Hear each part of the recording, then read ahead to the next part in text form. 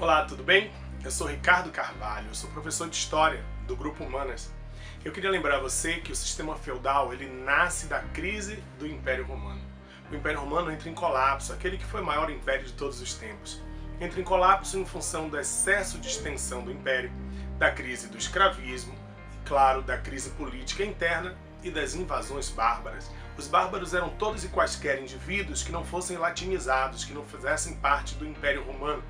Eles passam a invadir o Império associado à crise que o Império já vivia internamente. Isso vai levar a um processo de ruralização ou feudalização da Europa. Essa feudalização ou ruralização da Europa caracteriza o chamado sistema feudal. É bom a gente lembrar que o sistema feudal se baseava na economia agrária de subsistência, autossuficiente, amonetária e amercantil. Com a crise do Império Romano e a fragmentação política do Império, os feudos passaram a ser unidades autônomas, por isso que a política era descentralizada em torno dos senhores feudais. Os reis passam a ser figuras apenas simbólicas, representativas, não tinham poder real. As relações sociais eram baseadas em vínculos de fidelidade, obediência, daí nasce a chamada suzerania e vassalagem, que eram vínculos fortes de fidelidade que existiam entre os vários senhores feudais. E também dentro da estrutura social, é bom lembrar que a gente tinha uma hierarquia clara. No topo, o clero, os membros da igreja. A igreja se transformou, com a crise do Império Romano, na instituição mais poderosa da Idade Média. O teocentrismo, a visão religiosa, passou a ser a nuance principal da vida do homem medieval.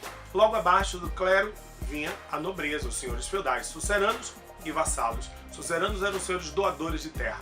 Vassalos eram aqueles receptores de terra e que mantinham entre si um forte vínculo de fidelidade.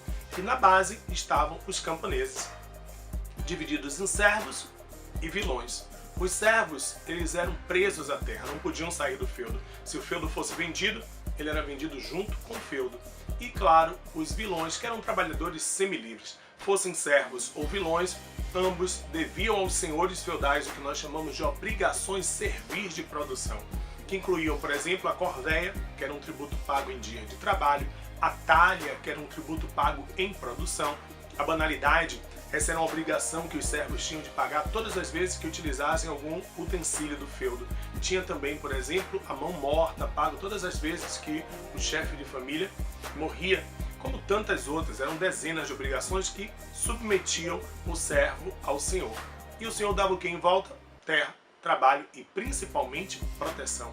Os castelos medievais, unidades defensivas da Idade Média, representavam esse poder e ao mesmo tempo o clima de insegurança que marcava essa fase tão interessante da Idade Média, que é a Alta Idade Média, o feudalismo, que se conclui e começa a viver sua crise, né, lá pelo século XI, XII, aí começa a Baixa Idade Média. Mas esse é outro assunto para um outro bate-papo nosso. Um grande abraço e até a próxima!